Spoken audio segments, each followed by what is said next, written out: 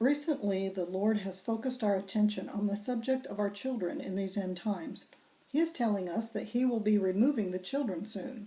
Most of us were brought up thinking that our children would go with us in the rapture, but we've also learned that these end time events are actually going to be much different than we were taught.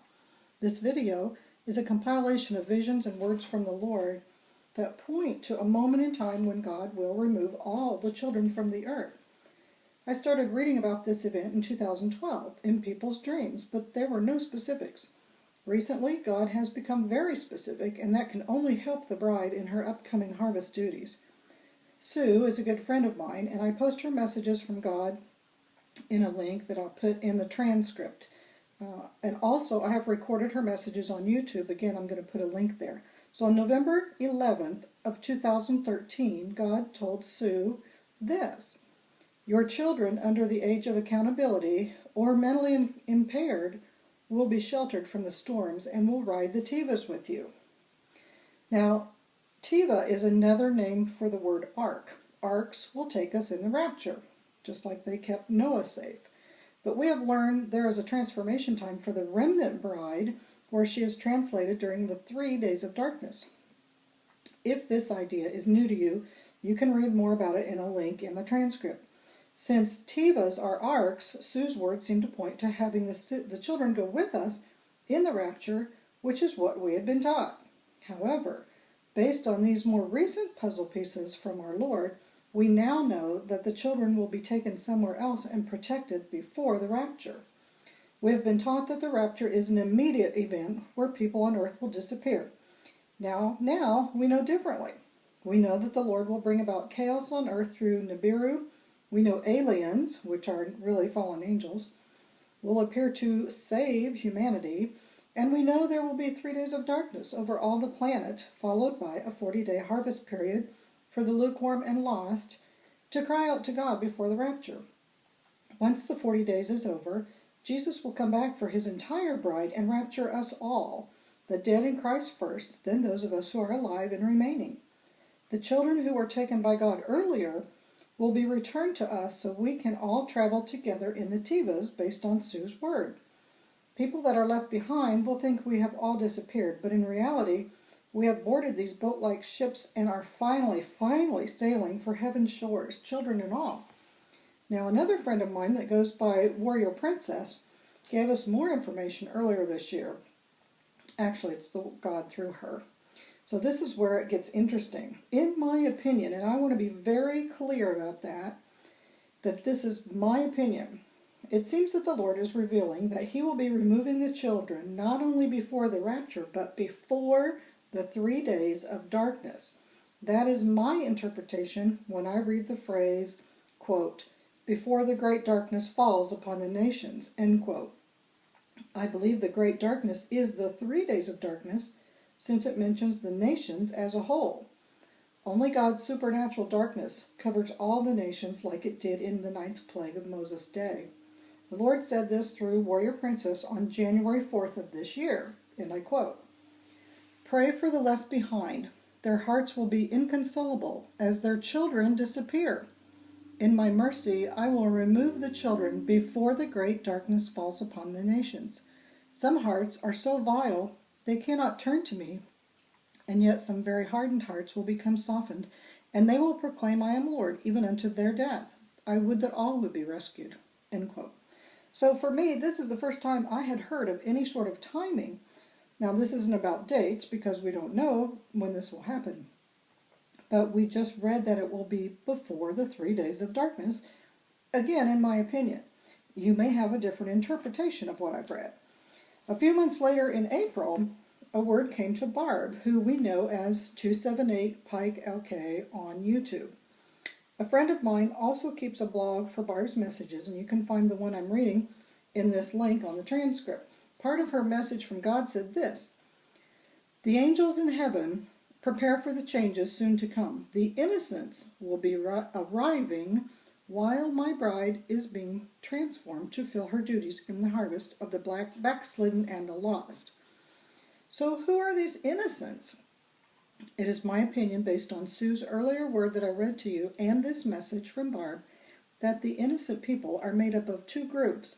the children, and those who are mentally incapacitated, no matter what their age is. God, in His great and wonderful mercy, will not allow these groups to go through everything or anything that is coming to earth. I'm praying that during the 3 days of darkness, when God speaks to all the souls, He reveals to these parents and family members that He is the one that removed the children. Because we'll read shortly that the fallen angels will claim that they took the children.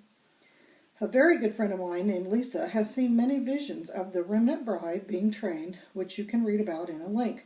Our training has already been occurring through life events and in dreams during the night, just like Job 33:15 tells us.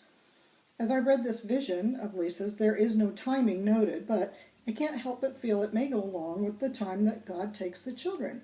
She just had this vision last month on November 11th. This is what she said. I just had a vision. I was talking to different groups of people in their language, giving them instructions. Then was in front of a different group. This happened dozens of times. I was trying to look around for details, like ages. All the ages were there except there were no young children, like around 10 and under. Families, mixed people. I was taking some with me somewhere and telling the others to go with someone that was with me, separating them for some reason, but I do feel they were all believers. They were frightened, like something had just happened, and the Lord told me to tell them He sent me, to tell them what to do, and they were to follow my instructions if they wanted to be safe. Okay, we do not know when this event happened, only that Lisa did not see any children. She also has never seen any children in Palawan, which you can learn about if you read her visions. So again, I believe the children are taken somewhere and protected. The bride does not see the children, nor do the lukewarm and lost. God has them, period, and we will see them again at the rapture. Finally, the message that brought about this video compilation is from Barb from December 15th of this year. Here is part of that transcript. All at once, the children of this earth will be removed, snatched from the arms of their parents and snatched from the wombs of their mothers. They will be taken from whatever unthinkable situations that they may be subject to. When this occurs, chaos and panic will ensue. Your media and the enemy's puppets will form a lie and spread it throughout the world that the children have been taken by other worldlies. But my saints will be 100% sure that the children are with me. Not only the children will be gone, but the innocent of mind, the ones that need protection.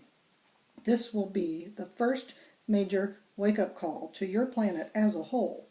Many other things will occur simultaneously, and many will speculate as to where, why, and how did these children vanish. Do not listen to the opinions of the so-called experts.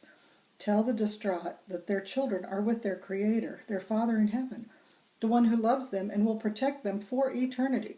Comfort these parents when they are searching for answers. Okay, so a friend of mine, after watching that video, he had this to say. He wrote me in a note. He has 2 small children. When my wife and I both read that word from Barb on December 15th, we were both very encouraged by that. We would love that. We would be joyful because we would be so assured that they are with God and safe. Now, I think of our unbelieving and lukewarm neighbors.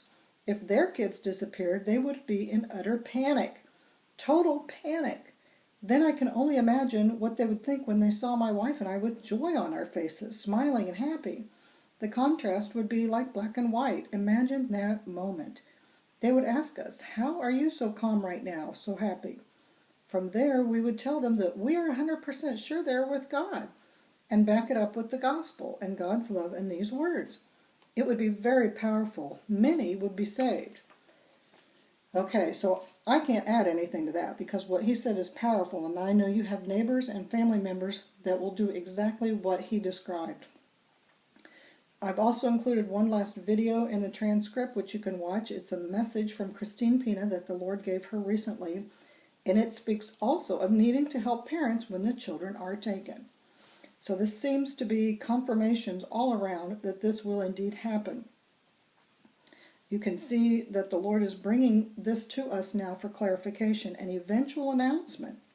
How do we handle this incredibly awesome yet terrifying information? Well, first thing is to pray. Go to the Lord in all things, in all matters. Also, this prayer brings to mind another recent message from Sue found in the transcript. This was posted the day before Barb's word.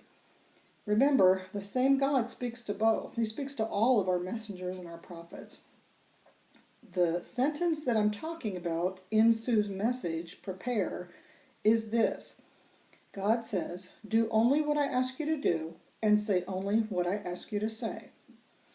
Okay, I will tell you that I'm very hesitant to alert anyone that God is going to take their children off this earth.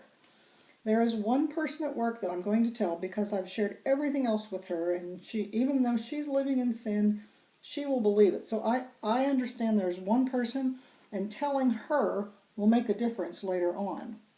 But other than her, I'm not saying anything to anyone. We are to wait on the Lord's timing.